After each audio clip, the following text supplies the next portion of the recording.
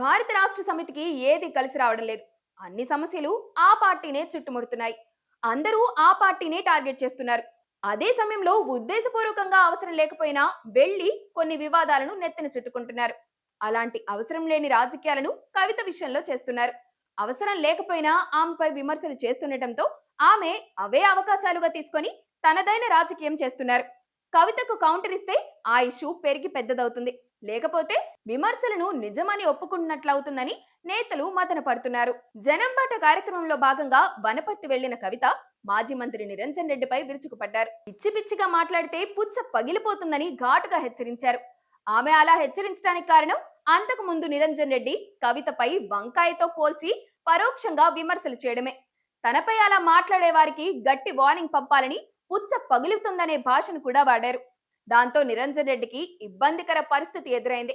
అదే భాషలో కౌంటర్ ఇవ్వలేరు. కేసీఆర్ కుమార్తె, పైగా మహిళ.